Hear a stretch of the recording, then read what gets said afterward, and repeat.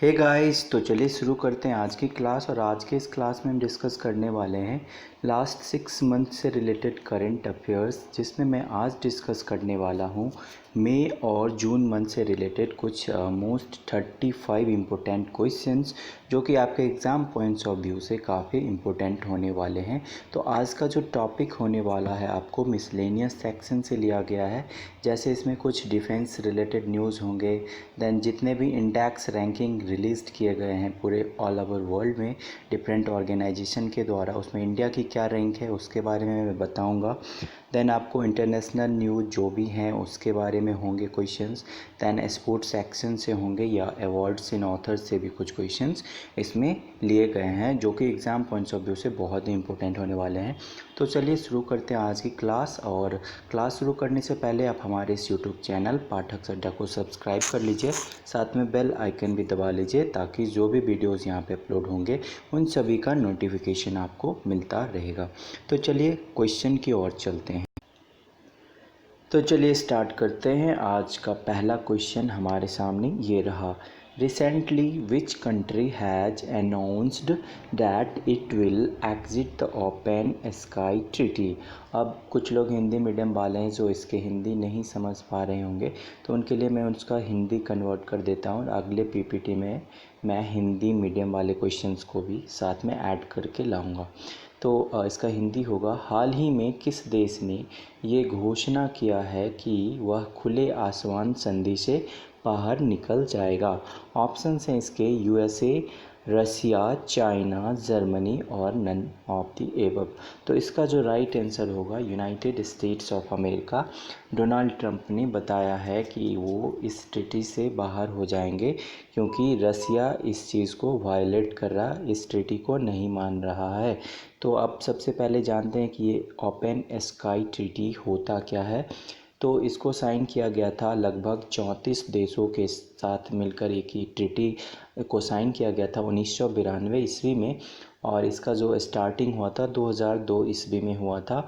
और इस एग्रीमेंट के अंतर्गत जितने भी कंट्रीज़ इसके मेंबर हैं, उस कंट्री के अंदर जितने भी आर्म्स रिलेटेड कोई भी प्रोग्रेस हो रहे हैं, तो उसके ऊपर थ्रू एयर के माध्यम से, हवाई के माध्यम से जितने भी इसके मेंबर हैं उसको क्या कर सकते हैं, और सर्वेलिएंस कर सकते हैं, उसके द्वारा रिव्यू कर सकते हैं। मतलब किसी के बाउंड्री में जाके वो क्या क्या कर रहा है उसको देख सकते हैं। ये ट्रीटी के अंदर ये एग्रीमेंट साइन किया गया था इन देशों के द्वारा। तो यूनाइटेड स्टेट ने ब्लेम किया है कि रसिया तो सभी के ऊपर अपना सर्वेलिएंस करता है, बट हम जब उसके ऊपर जाते हैं कुछ भी करने तो वो मुझे मना करता है। तो इसलिए मैं इस ट्रीटी के अंतर्गत नहीं रहने वाला हूँ और मैं इस ट्रीटी को छोड़ने वाला हूँ। तो फिर यूनाइटेड स्टेट्स के जो प्रेसिडेंट हैं डोनाल्ड ट्रंप, उन्होंने बताया कि मैं कुछ टाइम देता हूँ, अगर रसिया अपने आदत को नहीं सुधारता है तो मैं इस ट्रीटी के अंदर नहीं रहने वाला हूँ। चलिए नेक्स्ट क्वेश्चन पे चलते हैं। अगला क्वेश्चन हमारे पास आता है, recently the PM of Lesotho, जिनका नाम क्या था, Thomas Thabane, has resigned from its post, where is the capital of Lesotho. अब लेसोथो एक कंट्री है जिसके प्रधानमंत्री ने हाल ही में रिज़ाइन किया था। उनका नाम क्या था, थॉमस थवाने। अब लेसोथो कंट्री की कैपिटल क्या है, और साथ में मेरा एक क्वेश्चन है कि उस कंट्री की करेंसी क्या है। तो लेसोथो की जो कैपिटल है उसको क्या बोलते हैं, मसेरू बोलते हैं। और यहाँ पे मनम्मा दे रखा है, किगाली दे रखा है, अमान दे रखा है। तो ये सारे कंट्री कौन है, तो अब सबसे पहले लेसोथो आया, तो इसका जो कैपिटल हो गया आपको मसेरू। दैन इसके करेंसी को क्या बोलते हैं, रैंड। और ये जो कंट्री है साउथ अफ्रीका के आसपास में है, और साउथ अफ्रीकन करेंसी को भी रैंड बोलते हैं। नेक्स्ट आता है आपको मनामा। तो अब देखिए बहरीन का जो कैपिटल है उसको मनामा बोलते हैं, और इसके करेंसी को दिनार बोलते हैं। नेक्स्ट आता है आपको किगाली। अब किगाली जो कैपिटल है वो किसकी है, रवांडा की है, और जिसकी करेंसी क्या होती है, शिलोंग होती है। नेक्स्ट पे चलते हैं अम्मान। जॉर्डन एक कंट्री है जिसकी कैपिटल को अम्मान बोलते हैं और वहाँ की करेंसी को दिनार बोलते हैं। अगले क्वेश्चन पे चलते हैं। अगला क्वेश्चन हमारे सामने ये रहा, which country will launch its Arctic M, a satellite for monitoring Arctic climate and environment at the end of the year. तो इसके हिंदी को मैं बोल देता हूँ, किस देश ने आर्कटिक वर्ष के अंत में आर्कटिक जलवायु और पर्यावरण की निगरानी के लिए अपना पहला आर्कटिक एम उपग्रह लॉन्च करेगा। तो इसका जो ऑप्शन है, Russia, Japan, United States, China, none of the above. तो रसिया ने आर्कटिक एम अपना सैटेलाइट लॉन्च किया है। अब रसिया की बात आती है तो रसिया का जो कैपिटल है उसको मॉस्को बोलते हैं और रूबेल इसकी करेंसी है। व्लादिमीर पुतिन इसके राष्ट्रपति हैं। और जापान की बात आती है तो जापान का जो कैपिटल है टोक्यो और इसकी करेंसी को क्या बोलते हैं, येन बोलते हैं। यूनाइटेड स्टेट जो हो गया इसका कैपिटल वाशिंगटन डीसी और इसके करेंसी को डॉलर बोलते हैं। चाइना का जो कैपिटल है मॉस्को है और इसके करेंसी को बीजिंग है चाइना का कैपिटल और चाइना के करेंसी को रूबल बोलते हैं और रेनमिनबी भी इसका एक करेंसी है। नेक्स्ट क्वेश्चन पे चलते हैं। अगला क्वेश्चन आता है, the low cost PPE has been developed by a doctor of Indian Navy posted recently at the innovation cell at, मतलब इंडियन नेवी के किस इनोवेशन सेल पे एक PPE किट का क्या हुआ, डेवलपमेंट हुआ, मतलब उसको प्रोड्यूस किया गया था। तो ऑप्शंस हैं हमारे पास, Institute of Naval Medicine Mumbai, then Delhi, then Kolkata and Chennai. तो इसका जो राइट आंसर होगा Institute of Naval Medicine Mumbai के अंतर्गत वहाँ के जो डॉक्टर हैं इंडियन नेवी के, उन्होंने इस PPE किट का डेवलपमेंट किया। अब इंडियन नेवी की बात आती है तो इंडियन नेवी इसके जो अभी चीफ हैं करमबीर सिंह और ये 24वें इंडियन नवाल चीफ के हेड हैं, chief of Nawal staff 24वें number के हैं। और इनसे पहले कौन हुआ करते थे, तो इनसे पहले हुआ करते थे सुनील लांबा। अब नेवी डे कब मनाया जाता, तो नेवी डे आपको 4 दिसंबर को मनाया जाता है। नेक्स्ट क्वेश्चन पे चलते हैं। अगला क्वेश्चन आता है, Indian International Cherry Blossom Festival is celebrated in which state. Options हैं हमारे, Mizoram, Manipur, Meghalaya, Uttarakhand, none of the above. अब इसका जो राइट आंसर होगा मेघालय। मेघालय के अंदर ही चेरी ब्लॉसम फेस्टिवल को क्या किया गया, सेलिब्रेट किया गया था। आप देखिए मणिपुर के अंदर लुई नगाइनी फेस्टिवल को इनॉग्रेट लॉन्च किया गया था। दैन मिज़ोरम के अंदर चापचर कुट फेस्टिवल सेलिब्रेट किया गया था। अब ये जो ब्लॉसम चेरी ब्लॉसम फेस्टिवल है इसके साथ में जो मेघालय में इसको सेलिब्रेट किया गया था, तो इसके पार्टनर कंट्री के रूप में रिपब्लिक ऑफ कोरिया के कंट्री के लोग आए थे। और अब मेघालय की बात आती है तो वहाँ के जो चीफ मिनिस्टर हैं कॉनरेड संगमा और वहाँ के कैपिटल को शिलोंग बोलते हैं। देन वहाँ के गवर्नर तथागत राय हैं जो कि इससे पहले कहाँ के गवर्नर हुआ करते थे, तो वो सिक्किम के गवर्नर हुआ करते थे। अब सिक्किम के गवर्नर कौन हैं, तो सिक्किम के गवर्नर हैं गंगा प्रसाद और सिक्किम के जो चीफ मिनिस्टर हैं वो कब हैं, तो सिक्किम के चीफ मिनिस्टर हैं कौन, प्रेम सिंह तमांग। अब सिक्किम की बात आई हो तो सिक्किम ने अपना स्टेटहुड डे मनाया है पिछले मंथ में, किस तारीख को, तो 16 मई को सिक्किम ने अपना स्टेट डे मनाया है। अब नेक्स्ट आता है मिज़ोरम की बात आई तो मिज़ोरम के जो चीफ मिनिस्टर हैं जोरामथांगा हैं और वहाँ के गवर्नर PS श्रीधरन पिल्लई हैं।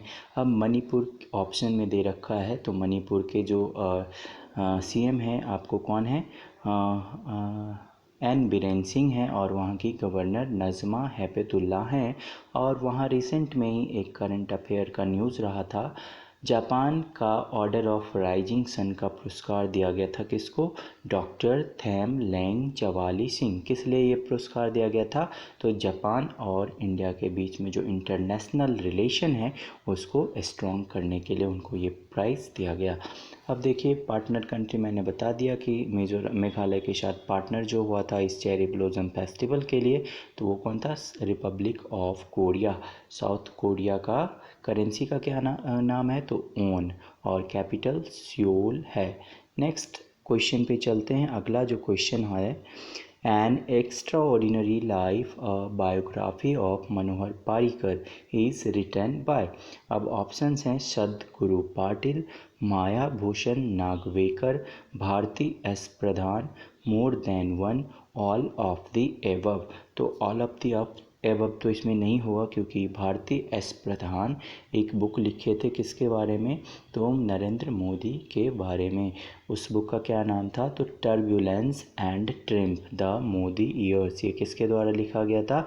तो भारती एस प्रधान के द्वारा। और इस भारती एस प्रधान के साथ एक और राइटर थे, कौन थे? राहुल अग्रवाल। तो राहुल अग्रवाल और भारती एस प्रधान ने मिलकर turbulence and triumph the Modi years नाम की पुस्तक लिखी थी। देन ये जो पुस्तक है अ biography of Manohar Parrikar N extraordinary life, ये लिखा गया था सदगुरु पाटिल और माया भूषण नागवेकर के द्वारा। तो इसका जो राइट आंसर होगा मोर देन वन ऑप्शन करेक्ट होने वाला है। तो नेक्स्ट क्वेश्चन पे चलते हैं। अगला क्वेश्चन आता है, a book title chronicles of change champions has released by. Options हैं हमारे Smriti Zubin Irani, Narendra Modi, Amit Shah, Yogi Adityanath, none of the above. अब इसके जो राइट आंसर होने वाले हैं, स्मृति ईरानी ने इस बुक को रिलीज़ किया था। और ये जो क्रॉनिकल ऑफ चेंज चैम्पियन है, ये किस चीज़ की कंपाइलेशन है? तो ये मोदी के द्वारा जो बेटी बचाओ बेटी पढ़ाओ स्कीम था, उसके अंतर्गत जितने भी 25 इनोवेटिव इनिशिएटिव्स लिया गया, उस 25 इनिशिएटिव्स का ये कंपाइलेशन वाला बुक है, और जिस बुक का नाम है क्रॉनिकल्स ऑफ चेंज चैम्पियन। और इसको किसने रिलीज़ किया? तो स्मृति जुबिन ईरानी। अब देखिए, बेटी बचाओ बेटी पढ़ाओ की बात आती है, तो ये कब लॉन्च किया गया था? तो ये नरेंद्र मोदी के द्वारा लॉन्च किया गया था 22 जनवरी 2005 को पानीपत के अंदर, जो कि हरियाणा का एक फेमस इंडस्ट्रियल सिटी है।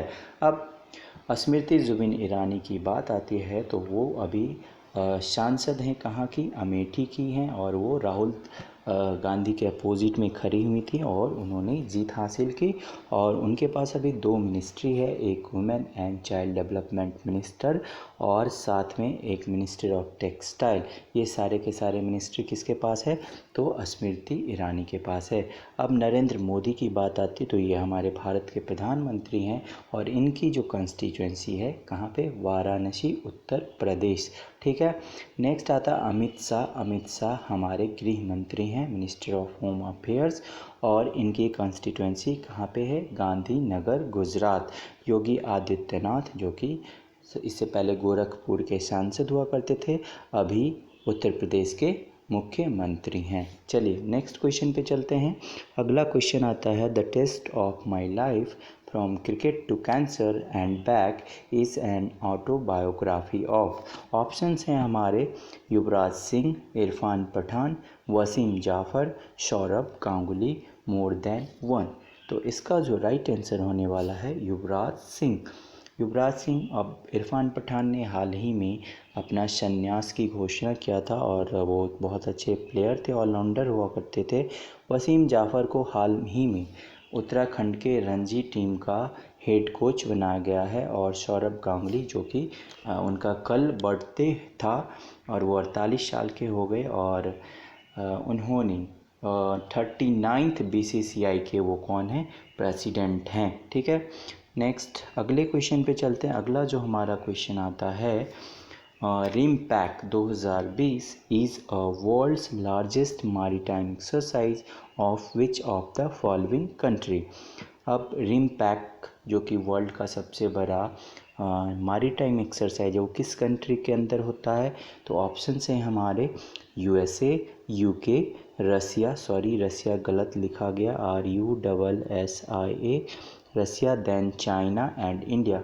तो इसका जो राइट आंसर होगा USA के अंदर ये रिमपैक एक्सरसाइज होता है, और ये कोविड-19 के कारण इसको पोस्टपोन कर दिया गया है। और ये वर्ल्ड का सबसे बड़ा समुद्री अभ्यास है और इसके अंतर्गत लगभग 22 कंट्री पार्टिसिपेट करते हैं और इसके 6 ऑब्जर्वर कंट्री भी हैं। अब आता है ये वर्ल्ड का सबसे लार्जेस्ट होता है, इसको बता दिए। इसका मीनिंग क्या होता है? Rim of the Pacific. और ये साल में 2 बार होता है और इसका जो पहला वेन्यू है होनोलुलु और एक हवाई में, जो अगला जो होने वाला है वो हवाई में होगा। नेक्स्ट आता है, इसको होस्ट किया जाता है यूएस नेवी के द्वारा। और ये कहाँ पे किया जाता है? तो यूएस नेवी का एक इंडो पैसिफिक कमांड है जिसका हेडक्वार्टर आपको पर्ल हार्बर में है। अब यूनाइटेड स्टेट की बात आई है तो यूनाइटेड स्टेट का इंडिया के साथ कौन सा एक्सरसाइज होता है? तो सबसे पहला एक्सरसाइज आपको एक युद्ध अभ्यास है, देन आपको एक वज्र प्रहार है, फिर कोप इंडिया जो कि एक एयरफोर्स का एक्सरसाइज है, यूएसए का इंडिया के साथ होता है। और एक ये ट्राइलेटरल एक्सरसाइज है जिसको मालवार बोलते हैं, ये इंडिया, यूनाइटेड स्टेट और जापान के मिलिट्री के द्वारा मिलकर किया जाता है। अगले ऑप्शन पे चलते हैं। अगला क्वेश्चन आता है आपके सामने। Exercise pitch black is a by annual warfare exercise conducted by air force of. अब पिच ब्लैक एक एक्सरसाइज है जिसको रिसेंट में ही कैंसिल कर दिया गया है। किस चीज़ के कारण? तो कोविड-19 पैंडेमिक के कारण। और ये किस कंट्री के अंदर होता है? तो ये कंट्री किस कंट्री का एक्सरसाइज है? तो ये ऑस्ट्रेलिया का एक्सरसाइज है। अब ऑस्ट्रेलिया की बात आती है तो ऑस्ट्रेलिया और इंडिया के बीच एक एक्सरसाइज होता है आर्मी वाला, उसको क्या बोलते हैं? नेवी का एक्सरसाइज है, AC इंडेक्स, AUSINDEX। ये ऑस्ट्रेलिया और इंडिया के बीच में एक नेवी वाला एक्सरसाइज है। अगले न्यूज़ पे चलते हैं। अगला क्वेश्चन है, defence minister Rajnath Singh has commissioned Indian Coast Guard ship Sachet which has been designed and built indigenously by dash shipyard limited. अब डिफेंस मिनिस्टर राजनाथ सिंह जो हैं हमारे, उन्होंने एक इंडियन कोस्ट गार्ड शिप सचेत को लॉन्च किया है जिसको कहाँ से डिज़ाइन किया गया था? तो ऑप्शन में है गोवा शिपयार्ड, माजागॉन डॉक्स, ये कहाँ पे है? मुंबई के अंदर है। और then Garden Reach ship builder, ये कलकत्ता के अंदर है और ये जहाज़ बनाने वाली कंपनी है। देन ये ऑप्शन ये गलत लिखा गया, कोचीन होगा, जो कि कोचीन किसके? केरला की एक सिटी है। तो इसका जो राइट आंसर है, ये गोवा के अंदर बनाया गया था। ये जो गोवा के अंदर ही गोवा शिपयार्ड लिमिटेड है और इसी के द्वारा ये सचेत ICG बनाया गया है। तो ये क्यों बनाया गया है? तो ये राजनाथ सिंह ने MSME सेक्टर को बूस्ट करने के लिए छोटे छोटे कंपनियों को मौका दिया है कि तुम ऐसे चीज़ को बनाओ ताकि इंडिया के अंदर MSME सेक्टर को बूस्टअप मिल सके। और इसके अंतर्गत ही 2 इंसेप्टर बोट को भी बनाया जाएगा जिसका नाम है C450 और C451। और ये जो इसको लॉन्च किया गया था, किस चीज़ के थ्रू किया गया था? तो वाया वीडियो कॉन्फ्रेंसिंग। और ये पहला ऐसा शिप है जिसको डिजिटल माध्यम से लॉन्च किया गया था। अब राजनाथ सिंह की बात आती है तो उनकी कॉन्स्टिट्यूएंसी कहाँ पे है? तो लखनऊ, उत्तर प्रदेश के वो सांसद हैं। अब लखनऊ जो कि उत्तर प्रदेश की राजधानी है, उसके अंदर ही डेफ एक्सपो, एक डिफेंस रिलेटेड एक्सपो का आयोजन किया गया था। और उत्तर प्रदेश के लखनऊ में ही SIDBI, security industrial development bank India का हेडक्वार्टर है और जिसके MD एंड CEO कौन है? मोहम्मद मुस्तफ़ा। चलिए नेक्स्ट न्यूज़ पे चलते हैं। अगला जो क्वेश्चन आता है आपके पास ये रहा, a landing craft utility ship INCLU 57 commissioned into Indian navy in, कहाँ पे कमीशन किया गया था? तो ऑप्शन है हमारे पास कोचीन, नेक्स्ट आता है पोर्ट ब्लेयर, नेक्स्ट आता है कोलकाता, नेक्स्ट आता है मुंबई, नेक्स्ट विशाखापत्तनम। तो इसका जो राइट आंसर होगा, पोर्ट ब्लेयर पे ही INCLU 57 को कमीशन किया गया था। और ये किसके द्वारा बनाया गया है? तो गार्डन शिप रिच बिल्डर, जो कि कलकत्ता बेस्ड एक शिप मैन्युफैक्चरिंग कंपनी है। अब पोर्ट ब्लेयर की बात आई तो ये कहाँ का कैपिटल है, तो ये Andaman and Nicobar union territory है जिसका कैपिटल है। और इसके जो अभी लेफ्टिनेंट गवर्नर हैं उनका नाम है एडमिरल DK जोशी। नेक्स्ट आता है आपको, अगले क्वेश्चन पे चलते हैं। अगला क्वेश्चन आता है, Indian Air Force has operationalized its new squadron, spelling गलत है, squadron dash at Sulur airways Coimbatore. तो इसका क्या नाम है, तो इसमें नंबर 18 फ्लाइंग बुलेट्स ऑप्शंस हैं, देन आपको number 17 flying bullets, number 16 flying bullet, number 45 flying bullet. इसका जो राइट आंसर होगा नंबर 18 फ्लाइंग बुलेट को लॉन्च किया गया है। कहाँ पे, सुलूर एयरवेज जो कि कोयम्बटूर के अंदर है। और ये इसको किसके द्वारा लॉन्च किया गया, तो इंडियन एयर फोर्स के द्वारा। अब इंडियन एयर फोर्स की बात आती है तो उसके जो अभी चीफ हैं उनका नाम है राकेश कुमार सिंह भदौरिया। नेक्स्ट क्वेश्चन पे चलते हैं। अगला क्वेश्चन है आपके सामने, Navrakshak an indigenously made PPE kit for enhancing comforts of the health workers who has made this kit. अब एक PPE किट बनाया गया है कोविड-19 से सुरक्षा के लिए, मीन्स उससे रिलेटेड जितने भी हेल्थ केयर वर्कर हैं उनको इस बीमारी से बचाने के लिए या उनसे सेफगार्ड के लिए ये किट का फॉर्मेशन किया गया है। किसके द्वारा, तो सबसे पहले PPE किट की बात आती है तो PPE किट जो है उसका फुल फॉर्म क्या होता है, पर्सनल प्रोटेक्टिव इक्विपमेंट। अब नवरक्षक ये PPE किट का नाम है और ये बनाया गया आपको इंडियन नेवी के द्वारा। तो ये एग्ज़ाम में क्वेश्चन आ सकते हैं, तो इसलिए हर क्वेश्चन को ध्यान से देखा कीजिए। अब देखिए इंडियन नेवी की बात आती है तो इंडियन नेवी के अभी चीफ एडमिरल कौन हैं, तो मैंने बता दिया कि अभी जो है चीफ इसके कौन हैं, तो इसके चीफ हैं देखिए अब ध्यान से उतर गया। तो सबसे पहले इंडियन आर्मी के चीफ कौन है, मनोज मुकुंद नरवाने। देन आपको आता है राकेश कुमार सिंह भदौरिया, ये किसके चीफ है, राकेश कुमार सिंह भदौरिया आपको एयरफोर्स के चीफ हैं।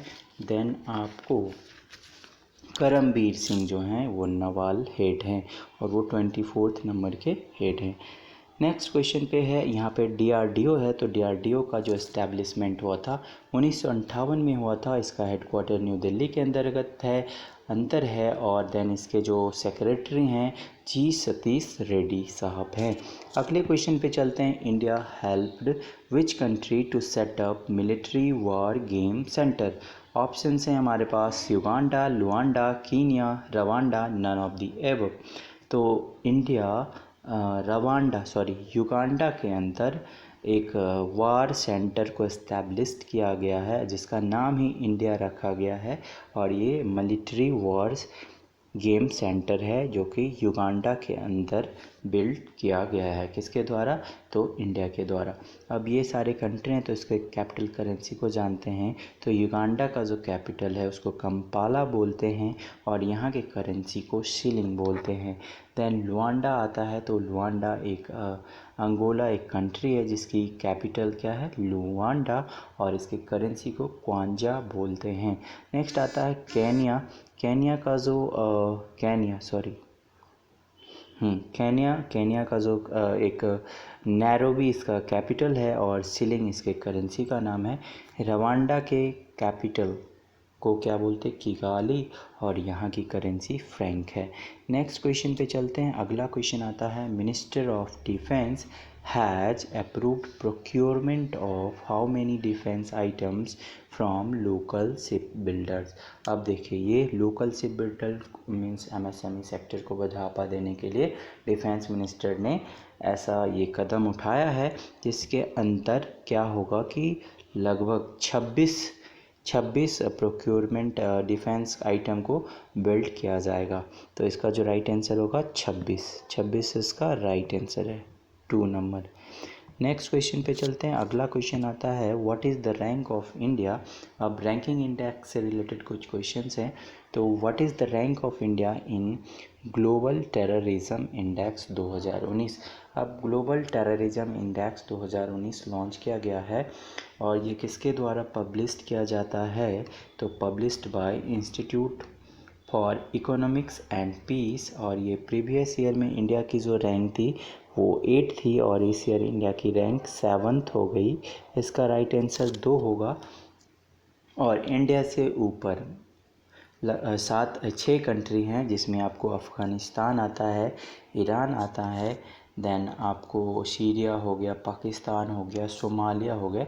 ये सारे के सारे कंट्री में टेररिज्म टॉप लेवल पे हैं और इंडिया का भी कुछ अच्छा पोजीशन नहीं है, वो 7वें पोजीशन पे बना हुआ है। चलिए नेक्स्ट क्वेश्चन पे चलते हैं। अगला क्वेश्चन आता है आपको what is the rank of India in energy transition index 2020 launched by world Economic forum. अब देखिए इन एनर्जी ट्रांजिशन इंडेक्स एक लॉन्च किया जाता है किसके द्वारा, तो वर्ल्ड इकोनॉमिक फोरम के द्वारा। इसमें इंडिया की जो रैंक है वो कितनी है, 74।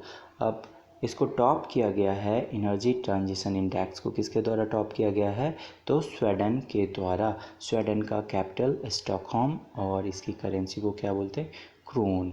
और ये लगातार तीसरी बार एनर्जी ट्रांजिशन इंडेक्स में स्वीडन इसको टॉप किया है। नेक्स्ट क्वेश्चन पे चलते हैं। अगला क्वेश्चन आता है transparency international has launched a corruption perception index 2019। Corruption perception index 2019 किसके द्वारा लॉन्च किया जाता है, तो ट्रांसपेरेंसी इंटरनेशनल के द्वारा। इसमें इंडिया की क्या रैंकिंग है, ऑप्शंस हैं 80, 90, 105, 140। इसमें इंडिया की जो रैंकिंग है 80 है। अब ट्रांसपेरेंसी इंडेक्स के द्वारा ही ये जो लॉन्च किया गया था इंटरनेशनल के द्वारा, तो इसमें करप्शन परसेप्शन इंडेक्स में टॉप किसने किया था, तो इसको टॉप किया गया था डेनमार्क के द्वारा और न्यूजीलैंड के द्वारा। तो डेनमार्क की बात आती है तो इसके कैपिटल को क्या बोलते हैं, कोपेनहेगन एंड क्रोन इसकी करेंसी है। न्यूजीलैंड का कैपिटल आपको वेलिंगटन है और करेंसी को क्या बोलते हैं, डॉलर बोलते हैं। अगले क्वेश्चन पे चलते हैं। अगला क्वेश्चन हमारे पास आता है इंडिया स्लिप्ड 10 प्लेसेस सॉरी थोड़ा दिक्कत आ गया। India slipped 10 places to 51st position in the 2019 Democracy Index Global Ranking which has been launched by।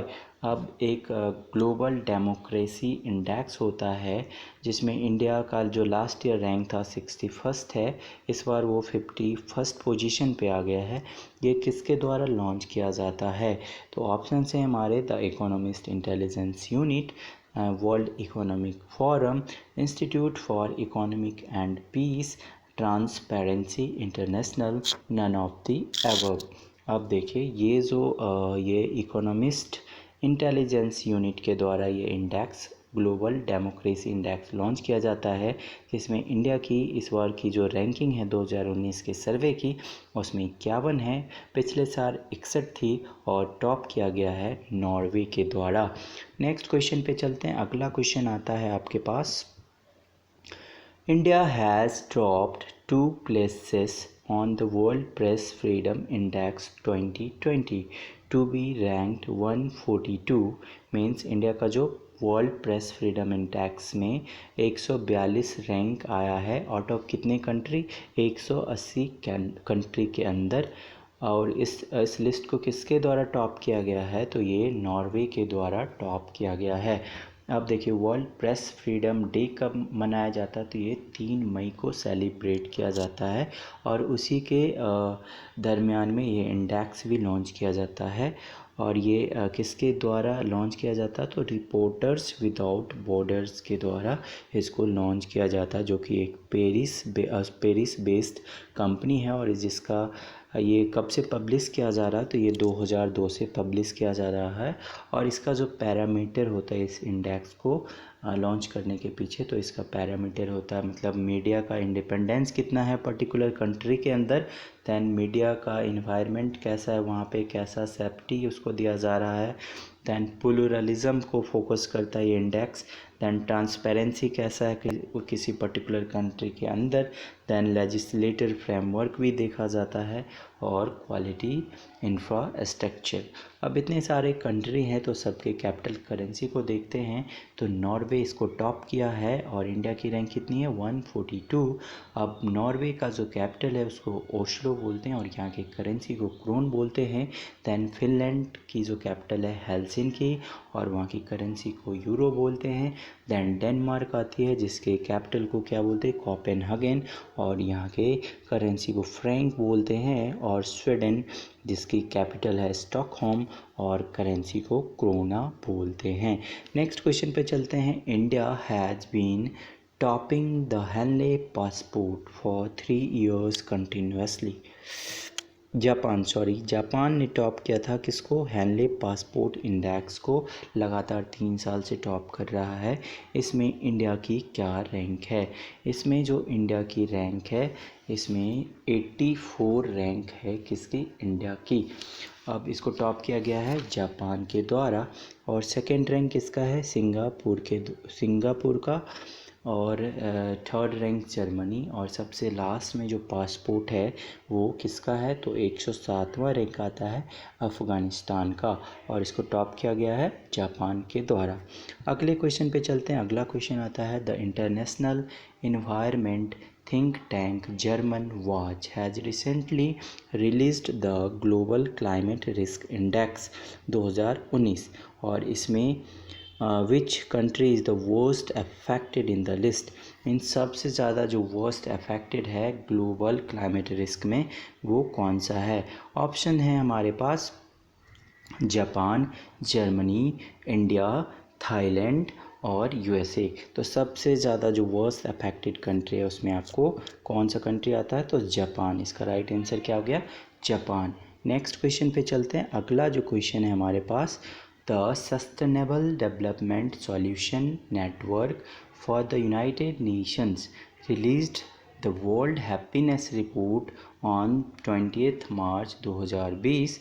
The rank of India in this report is, means world happiness report में India की क्या ranking है 2020 के अंदर। तो India की जो ranking है इसमें 144, वर्ल्ड हैप्पीनेस रिपोर्ट में इंडिया की रैंकिंग 144 है। और इसको टॉप किया गया किसके द्वारा, तो फिनलैंड के द्वारा। दैन स्विट्ज़रलैंड आता, दैन न्यूजीलैंड आ जाता। वर्स्ट में कौन से कंट्री हैं, तो जिम्बाब्वे हो गए, साउथ सूडान हो गए, दैन अफ़गानिस्तान, ये वर्स्ट रैंकिंग में हैं। तो सस्टेनेबल डेवलपमेंट सॉल्यूशन इस रिपोर्ट को लॉन्च करता है और 20 मार्च को वर्ल्ड हैप्पीनेस डे सेलिब्रेट किया जाता है। पिछले साल जो इंडिया की रैंकिंग थी कितनी थी, 140 थी। तो आशा करते हैं आपको आज का जो क्वेश्चन है वो बहुत ही पसंद आया होगा। पसंद आया तो हमारे आज के इस वीडियो को लाइक कीजिए, साथ में कमेंट करके बताइए कि कहाँ पे कुछ त्रुटि हुई है और टूटी हुई है तो ज़रूर बताइए ताकि मैं अगले वीडियो में उसको सुधार करके लाऊं। साथ में अगर ये वीडियो पसंद आए तो अपने फ्रेंड्स के साथ शेयर कीजिए, सब्सक्राइब कीजिए हमारे इस यूट्यूब चैनल पाठक सड्डा को और बने रहिए हमारे इस यूट्यूब चैनल के साथ। Thanks for watching, have a nice day. मिलते हैं हम अपने नेक्स्ट वीडियो में, तब तक के लिए बने रहिए हमारे इस चैनल के साथ। धन्यवाद।